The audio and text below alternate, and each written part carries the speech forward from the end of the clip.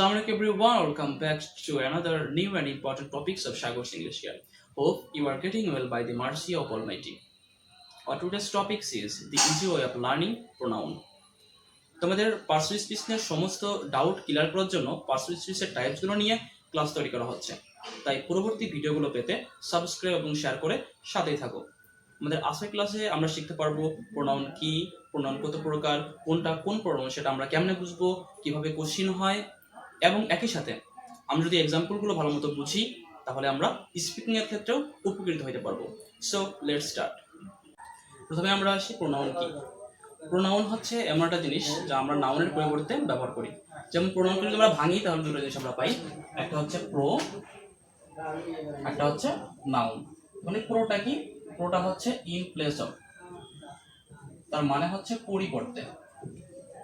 তারপর নাউনের পরিবর্তে যেটা আমরা ব্যবহার করি সেটা হচ্ছে প্রোনাউন। আমরা যদি একটু ফর্মালি বলি তাহলে হচ্ছে pronoun is a word used instead of noun.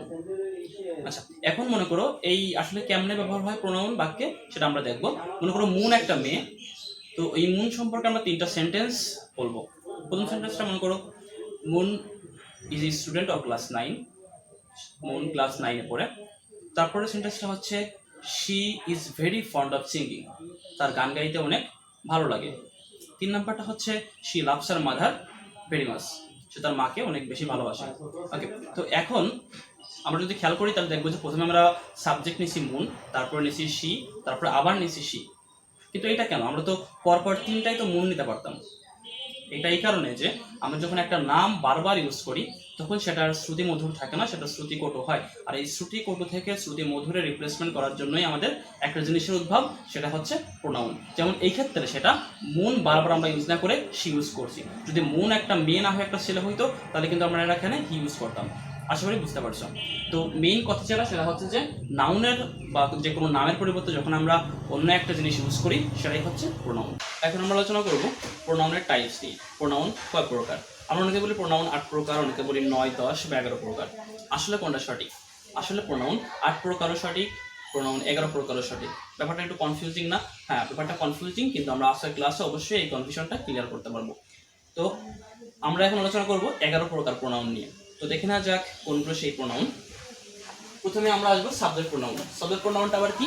যে প্রোনাউনগুলো বাক্যে সাবজেক্ট হিসেবে ব্যবহৃত হয় সেগুলো সাবজেক্ট প্রোনাউন। যেমন দেখো I, we, he, she, they, you. আমরা যখন কোনো সেন্টেন্স দেখি তখন কিন্তু ম্যাক্সিমামই এদেরকে বাক্যের ফার্স্টে দেখি, আর বাক্যের ফার্স্টে থাকলেই সেগুলো সাবজেক্ট হয়। যেমন দেখো my name is Sagar, I am your English teacher.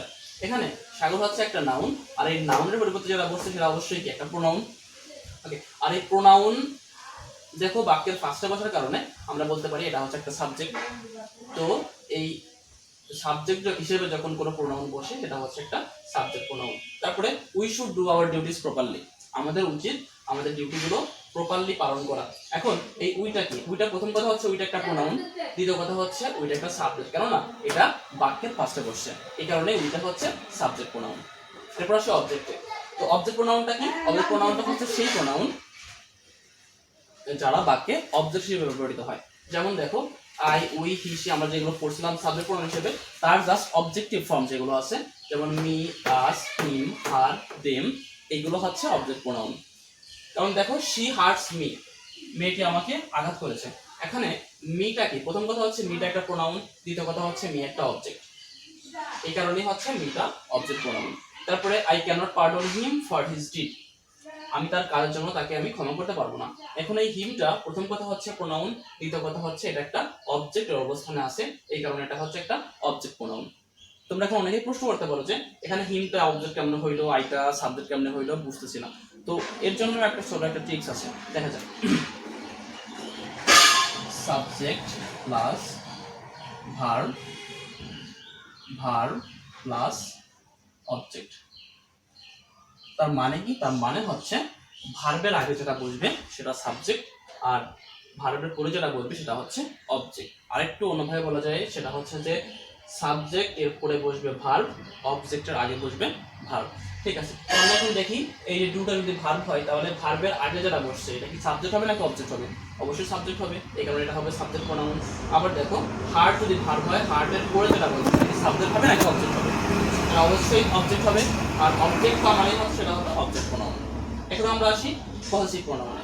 Possessive pronoun আসছে পসেশন থেকে, পসেশন।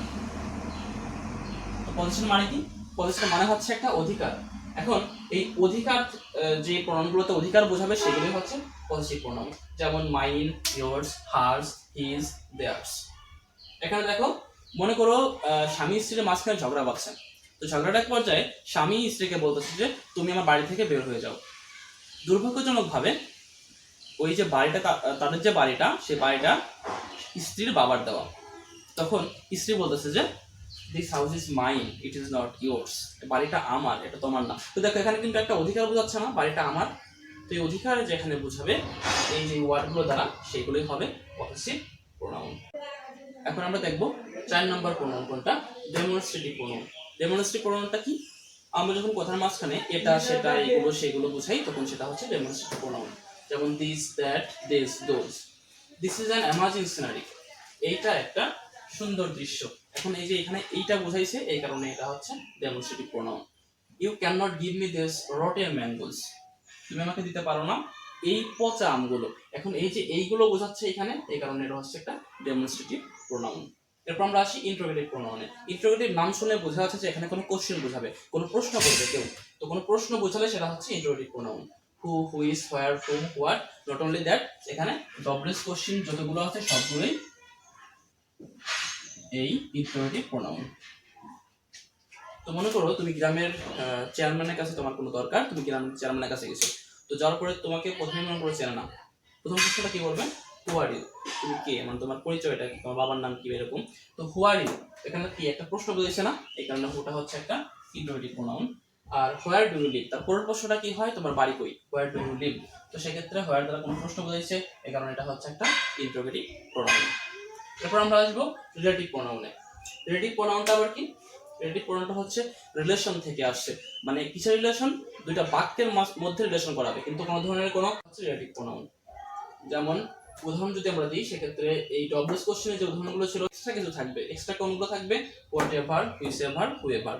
এগুলো প্রথম কথা হচ্ছে প্রোনাউন, দ্বিতীয় কথা হচ্ছে এগুলো রিলেটিভ প্রোনাউন। যেমন my mother is a woman hmm I love most, আমার মা এমন একটা মহিলা যাকে আমি সবথেকে বেশি ভালোবাসি। এখন এই হুম দ্বারা কোনো কোশ্চেন বোঝাইছে না, এখানে কোনো কোশ্চেন বোঝাই নাই, আর জাস্ট দুটো সেন্টেন্সে রিলেট করছে, এই কারণে এটা হচ্ছে একটা রিলেটিভ প্রোনাউন।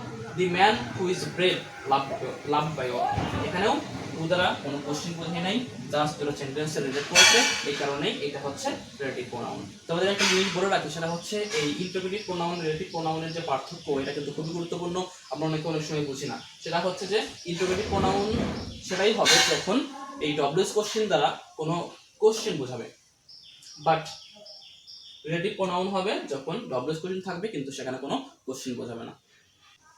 এখন আমরা আসি ডিস্ট্রিবিউটিভ প্রোনাউন। ডিস্ট্রিবিউটিভ মানে কি? ডিস্ট্রিবিউটিভ মানে হচ্ছে বন্টন সংক্রান্ত। একটা কাজ একজন করেছে, নাকি সবাই করেছে, নাকি কেউ করে নাই, এরকম বোঝাইতে সাধারণত আমরা ইউজ করি ডিস্ট্রিবিউটিভ প্রোনাউন। যেমন each, either, neither, every, both. যদি আমরা কোনো এক্সাম্পল দিই, either John or Harry steal the mango, John অথবা হ্যারি যে কোনো একজন আমটি চুরি করেছে। তার মানে এখানে কিন্তু যে কোনো একজনের কথা বোঝাচ্ছে, এই কারণে আইদারটা হচ্ছে ডিস্ট্রিবিউটিভ প্রোনাউন।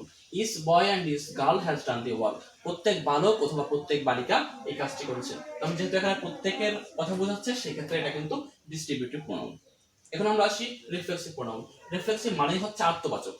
আমি নিজে কোনো কাজ করেছি, সে নিজে কোনো কাজ করেছে, অথবা তুমি নিজে কোনো কাজ করেছো, এরকম নিজের কোনো কাজ বোঝালে সেটা হবে হচ্ছে রিফ্লেক্সিভ প্রোনাউন।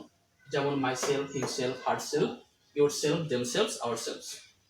যেমন দেখো, হি ওয়াজ কিলড বাই হিমসেলফ, তাকে হত্যা করা হয়েছে কার দ্বারা? তার নিজের দ্বারা, তার মানে সে আত্মহত্যা করেছে। এরকম এই কাজটা কার দ্বারা হইল? নিজের দ্বারা হইল না, আত্মবাচক কাজ, এই কারণে এটা হচ্ছে রিফ্লেক্সিভ প্রোনাউন। তারপর আমরা আসি she was hurt by himself, মেয়েটি আঘাতপ্রাপ্ত হয়েছে কার দ্বারা? তার নিজের দ্বারা। এখানে কিন্তু নিজের দ্বারা বোঝালো, এই কারণে এই হিমসেলফ আর এই হারসেলফ এই দুটো হবে হচ্ছে রিফ্লেক্সিভ প্রোনাউন। এখন আমরা আসি ইমফ্যাটিক প্রোনাউন। ইমফ্যাটিক প্রোনাউনটা কি? ইমফ্যাটিক প্রোনাউনটা সম্পূর্ণ রিফ্লেক্সিভ প্রোনাউন, এটাও আত্মবাচক, কিন্তু ডিফারেন্সটা হচ্ছে ইমফ্যাটিক প্রোনাউন মানে হচ্ছে জোর দেওয়া বোঝায়। ইমফ্যাটিক ওয়ার্ডটার অর্থই হচ্ছে জোর দেওয়া। তার মানে যখন রিফ্লেক্সিভ প্রোনাউনে জোর দেওয়া বোঝাবে, তখন সেটা হবে হচ্ছে ইমফ্যাটিক প্রোনাউন।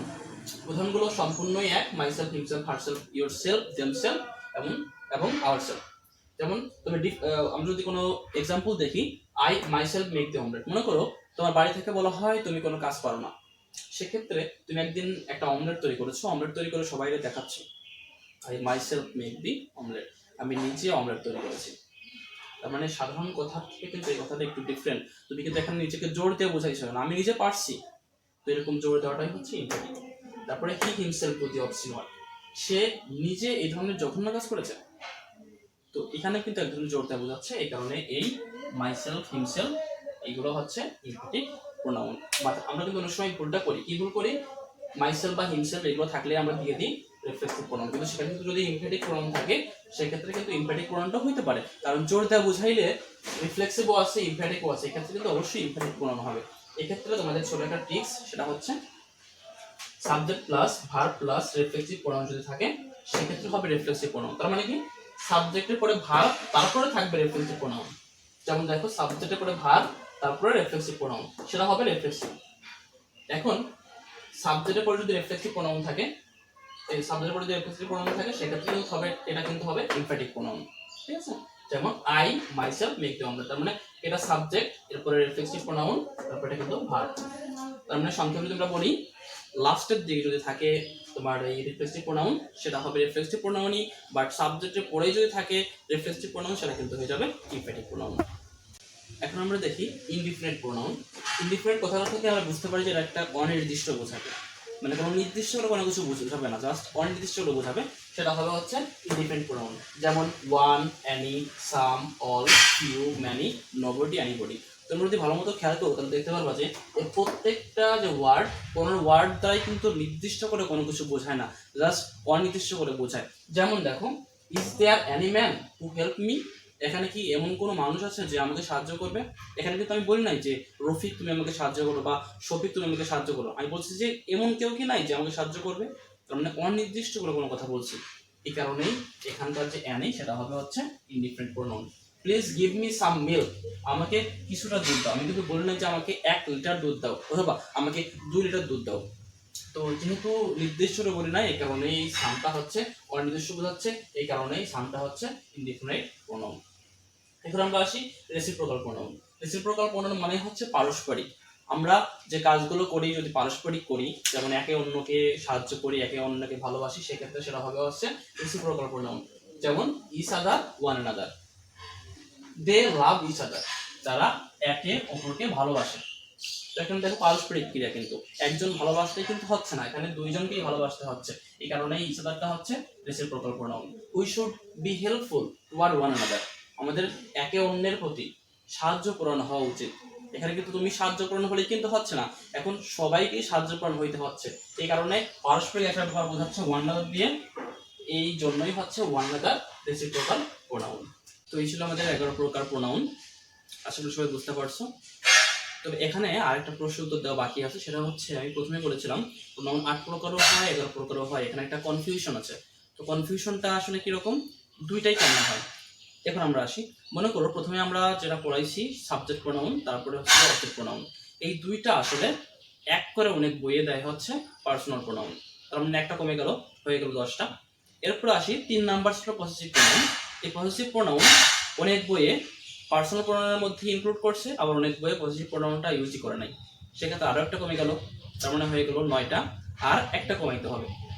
এখন মনে করে দেখো যে আমরা যখন রিফ্লেক্সিভ প্রোনাউন পড়ছি এর সঙ্গে আরেকটা প্রোনাউন পড়ছি, সেটা হচ্ছে ইমপ্যাটিক প্রোনাউন। তো আসলে কিন্তু ইমপ্যাটিক প্রোনাউনটা কিন্তু রিফ্লেক্সিভ প্রোনাউনের একটা প্রকার, ঠিক আছে। তো জাস্ট যখন জোর দিবে তখন ইমপ্যাটিক প্রোনাউনটা হবে, এই কারণে অনেকে আবার ইমপ্যাটিক প্রোনাউনটাকে রিফ্লেক্সিভ প্রোনাউনের মধ্যে আলোচনা করে, তার মানে আরো একটা কমে গেল, হয়ে গেল 8 প্রকার। এই হচ্ছে আমাদের কনফিউশন, যে আসলে সবাই 11 প্রকারে আলোচনা করে, কিন্তু কেউ কেউ নির্দিষ্ট একটার মধ্যে দুইটা নিয়ে একসঙ্গে আলোচনা করে। ওকে, এখন আমরা আসি সাম কোশ্চেনস অফ টুডেস ক্লাস। আজকের ক্লাস থেকে কোন কোশ্চেনগুলো পরীক্ষায় আসছে এবং সেগুলো আমরা পারি কিনা। বরাবরের মতোই কথা, তোমরা পজ করে দেখো যে কে কত পাইলে, তারপর আমি বোঝা দিচ্ছি। ওকে, প্রথম প্রশ্নটা হচ্ছে whichever of the 3 sisters you choose to marry you will get a good wife। 3 বোনের মধ্যে তুমি যাকেই চুজ করো না কেন বিয়ের জন্য, তুমি অবশ্যই ভালো একটা স্ত্রী পাবা। এটা কোন পার্সেল স্পিচ, পিএসসি কোশ্চেন আসছে। তো অনেকে তোমরা বলতে পারো যে ভাই যেহেতু প্রোনাউন পড়াচ্ছেন অবশ্যই প্রোনাউনই হবে, এটা একটা স্ট্র্যাটেজি, আমরা অনেকেই স্ট্র্যাটেজি ইউজ করি, কিন্তু তোমাকে তো বুঝতে হবে যে আসলে ব্যাপারটা কিরকম। মনে করে দেখো, যখন আমরা রিলেটিভ প্রোনাউন পড়ছি তখন ডব্লিউএস কোশ্চিন সাধারণগুলো যেগুলো তারা কোশ্চিন বোঝায় সেগুলোর বাইরে কিন্তু আমরা তিনটা আরো টাইপস করছিলাম। তার মধ্যে ছিল হোয়াট এভার, হুইচ এভার। আশা করি মনে পড়ছে। হুইচ এভারটা কি হবে? অবশ্যই রিলেটিভ প্রোনাউন, আর রিলেটিভ প্রোনাউন মানে তো অবশ্যই প্রোনাউন। এরপর আসি is boy will is a, এখানে ইজটা প্রোনাউন না, এখানে হচ্ছে অ্যাডজেক্টিভ। কেন অ্যাডজেক্টিভ? কারণ হচ্ছে এর পরে যেটা আছে বয়, এটা হচ্ছে নাউন, আর নাউনের আগে কি বসে? অবশ্যই অ্যাডজেক্টিভ বসে। এখন আমার মনে হচ্ছে যে তাইলে আপনি একটু আগে পড়লেন যে ইজ হচ্ছে প্রোনাউন, তাহলে এখন আবার হঠাৎ করে অ্যাডজেক্টিভ কেমন হইলো? ইজ প্রোনাউন, কিন্তু যখন এটা নির্দিষ্ট করে আলাদা করে বসবে, যখন এর পরে কোনো নাউন থাকবে সেখানে কিন্তু ইজ প্রোনাউন না, সেখানে কিন্তু ইজ হবে একটা অ্যাডজেক্টিভ। তার মানে এখানে যেহেতু এরপর নাউন আছে, এখানে এই জন্য এই ইজটা হচ্ছে অ্যাডজেক্টিভ। এই ভুলটা কিন্তু আমরা অনেকে করে থাকি, ভালো মতো বুঝতে হবে। এখন আসি pronoun is used instead of, pronoun ব্যবহৃত হয় কার পরিবর্তে? এর নতুন করে বলার কিছু নেই, আমরা প্রথম থেকেই বলে আসতেছি যে প্রোনাউন ব্যবহৃত হয় নাউনের পরিবর্তে। তো এই ছিল আমাদের আজকের ক্লাস, কেমন লেগেছে কমেন্টে জানাতে ভুলবে না। শীঘ্রই তোমাদের সামনে প্রোনাউনের পার্ট 2 নিয়ে আলোচনা করব। সেখানে আলোচনা করা হবে কিভাবে বিভিন্ন প্রোনাউন নিয়ে কনফিউজিং কোশ্চেন হয় এবং সমস্ত প্রোনাউনের ব্যবহার। তো আজকের মতো এখানে শেষ করছি। আল্লাহ হাফেজ।